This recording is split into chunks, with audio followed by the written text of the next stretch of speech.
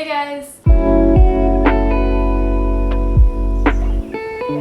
Hello, it's Armin. Welcome back to my channel. If you're new here, hello. If you stick around, you should subscribe. I hope you're all doing well. As always, I'm going to be leaving the Black Lives Matter card link down below. If you have not checked it out, please do. It's still important. Just because you're not seeing it everywhere does not mean that we can pretend it doesn't exist. So, mini rant over. You should check that out. Anyways, jumping straight into the video, today I'm doing a hopefully on time mid-year book freakout tag. I've been seeing so many of these and I've been watching so many of these, and I've never participated in one because this is my first year on BookTube, but here I am, first mid-year freakout tag.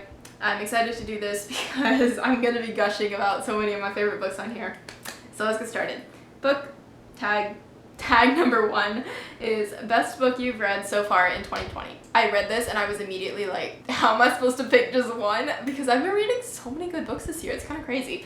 I haven't read this many good books in literally years because I just haven't been reading that much in the past few years, but this year's been good. This year's been really good. So I ended up just picking this one because I'm talking about some of my other favorites in later prompts, and I will tell you guys which ones are my really favorites later.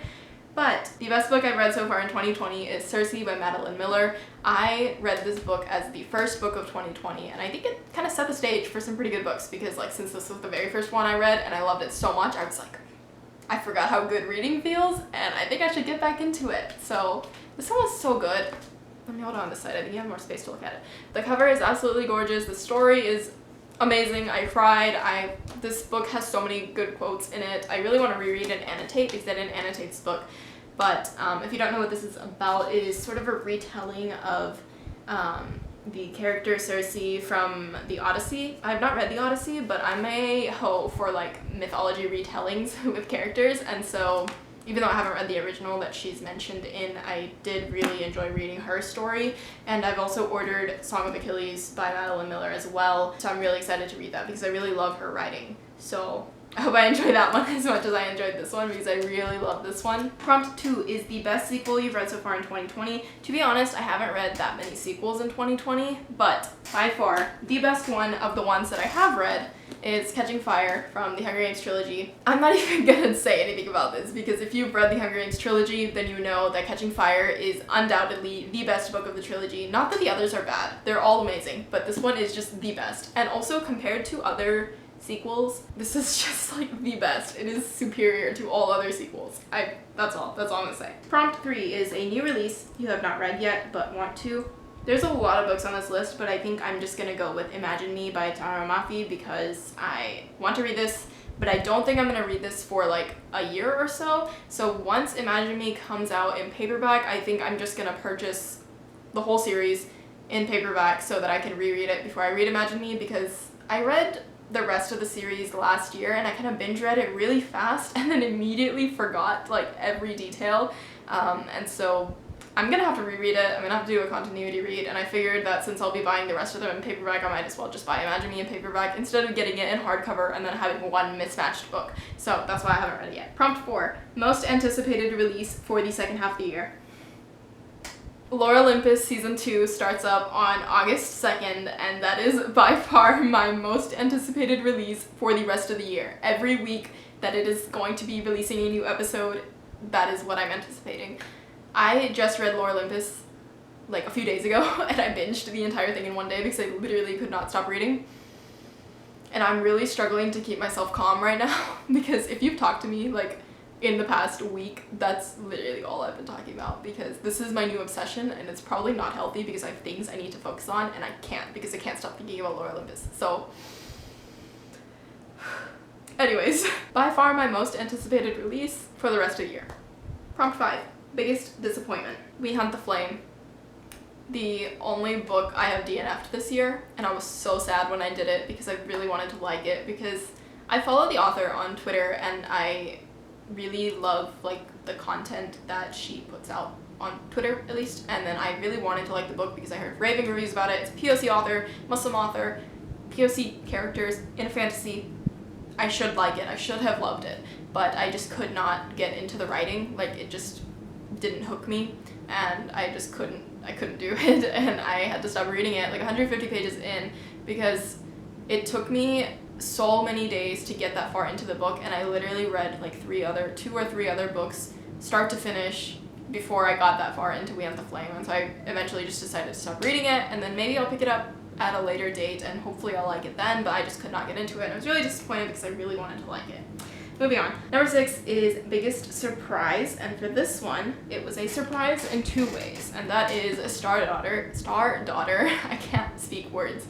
I was surprised about this one, not only because I loved the book, but also because I did not expect to receive this in the mail. But I ended up winning an ARC giveaway that I mentioned in my unboxing video that's either out or will be out right after this. But basically I won an Epic Reads ARC giveaway and this was in the box, and I was so excited because I didn't know I was getting it and I've heard really good things about it, and so I ended up like binging it just like 2 days later, and it was so good. It was everything I could have wanted in a book. So a brown girl goes on a fantasy adventure with a lot of brown girl culture references. I loved it. Highly recommend. Even if you're not brown, just like read this book. It's beautiful. It's so good. Number 7 is favorite new author, whether that's debut or new to you. And for this one, I had to pick Elizabeth Acevedo. Acevedo? I'm sorry if I say that wrong. But anyways, I just read Clap When You Land this month, and I loved it. And I immediately ordered all 3 of her books.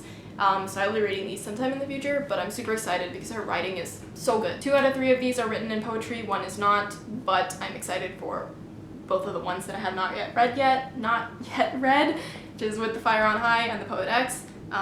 So yeah, favorite new author. Number 8, newest fictional crush. Hades from Lore Olympus.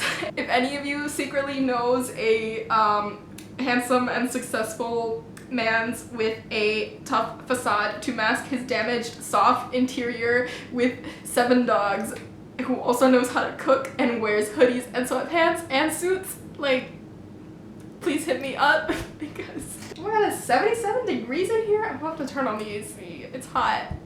It's hot. Number 9, newest favorite character.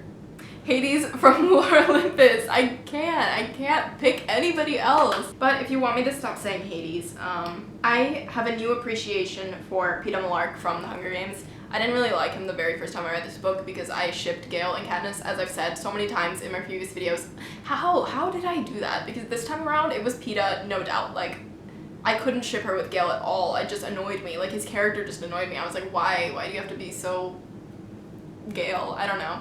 Anyways, Peeta, for sure. Newest old favorite character, I guess, and then Hades for like new. Number 10, a book that made you cry. For this one, I chose A Place for Us, which is a debut contemporary novel by a Muslim Indian author, and I read this as part of the Asian Readathon, and I absolutely loved it. It was so good. It was also another book that I wish I'd annotated because so many quotes, and it's just a very pretty cover and a very pretty book, and it's written amazingly, and I highly recommend this book. I will rave about this to anybody, but it made me cry so many times, and I was just sitting there like sobbing, tears running down my face, like, but like I couldn't stop reading it because it was so good. I did it again. I was gonna be like the popular booktubers and put my books up over here when I finish talking about them, and I keep forgetting to do it. So just excuse me while I put all my pretty books over there so you guys can look at them while I talk about the 1 book left on my list. Now, for the last book on my list, prompt number 12. Okay, my hair is falling apart. Okay, number 12 is the most beautiful book you've bought so far this year, and that is the 10th anniversary edition of Clockwork Angel, which is one of my favorite books ever. And it's like my guilty pleasure book, but I didn't know this existed until March, and I don't know how I missed it. I've just been very out of the loop on book things for like the past 4 years. Like, I just didn't think of anything book related while I was in high school just because I was so like engrossed in trying to make it to college, I guess. I just like put everything out of my mind and just did school. And I found out that this existed this year, and I think it came out like last year, but I was like, oh my god, I need this. I need this in my life. And so I ordered it, and it came in, and it came with, oh my gosh, it came with this pretty bookmark from Blackwell's, which is the first book I ordered from Blackwell's. I will say nothing more. I'll just show you these pictures because the prettiest book I ordered this year. Number 13, the last prompt is, what books do you need to read by the end of the year? The 7 Husbands of Evelyn Hugo, Set Fire to the Gods, You Say It First, Parachutes, With the Fire on High, The Poet X. So I think that's it for the books that I actually own that I need to read this year. There's so many more books that I want to read, obviously, that are on my Goodreads TBR. Also, Song of Achilles. That is the first book I'm reading. As soon as I get it, I need to read it. Also, the rest of Lore Olympus. So, okay. Okay. I'm gonna put my mythology brain aside. That is all the books, aside from the books on my TBR, that I need to read this year. Anyways, I'm gonna put an end to this video before I rant about anything else. So thank you for watching. I hope you guys enjoyed this video. If you did, give it a thumbs up and let me know down below if you like any of these books, if you're going to read them anytime soon, if you've already read them, what you think about them. And as always, please subscribe if you're not already subscribed so you can see when I post a new video, which will hopefully be very soon. I'm gonna start filming again because I haven't filmed in like 3 weeks. So anyways, thank you guys for watching. I will see you guys later. Bye-bye.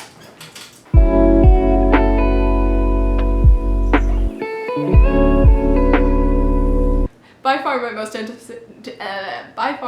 anticipated. Please stay away.